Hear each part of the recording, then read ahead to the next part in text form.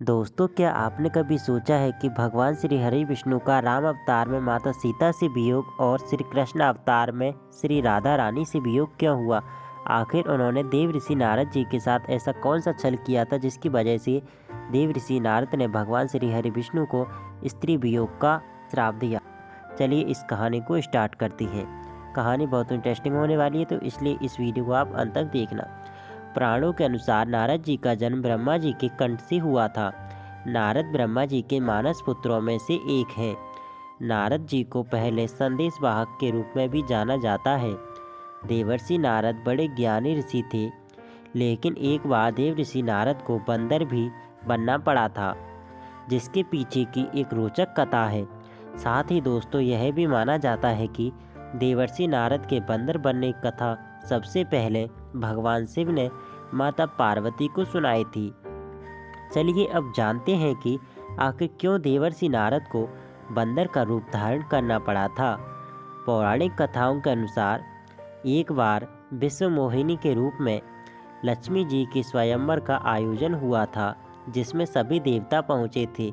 लेकिन विश्व मोहिनी का रूप धारण करे हुए माता लक्ष्मी मन ही मन में भगवान श्री हरि विष्णु को पति के रूप में स्वीकार कर चुकी थी।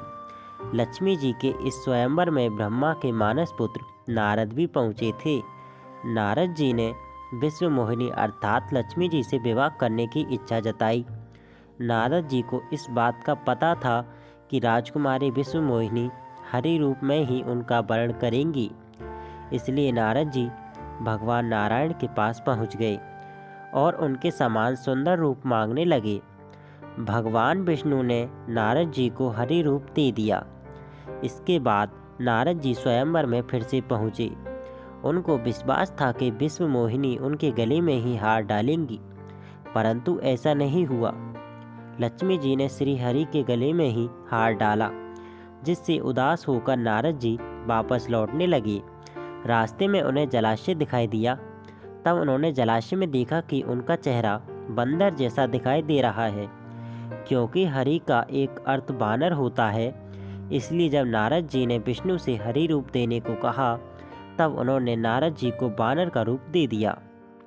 इसके बाद नारद जी को जब आभास हुआ कि भगवान विष्णु ने उनके साथ छल किया है, अर्थात उनको धोखा दिया है, इसके बाद नारद जी सीधा वैकुंठ धाम पहुँचे और भगवान विष्णु को श्राप दिया कि पृथ्वी पर आप जब मनुष्य रूप में जाएंगे तो आपको स्त्री का वियोग सहना पड़ेगा।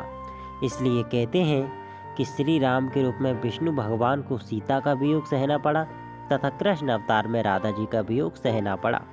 तो दोस्तों, आशा है कि आपको यह कहानी पसंद आई होगी। दोस्तों, यही कारण है कि भगवान श्री हरि विष्णु को राम अवतार में माता सीता का वियोग सहना पड़ा और श्री कृष्ण अवतार में उन्हें राधा रानी जी का वियोग सहना पड़ा, क्योंकि देव ऋषि नारद जी ने पहले ही मनुष्य रूप लेने से पहले ही उनको श्राप दे दिया था कि आपको स्त्री वियोग सहना पड़ेगा। तो अगर आपको वीडियो अच्छी लगी तो आप हमारे YouTube चैनल धार्मिक ज्ञान को सब्सक्राइब कर सकते हैं।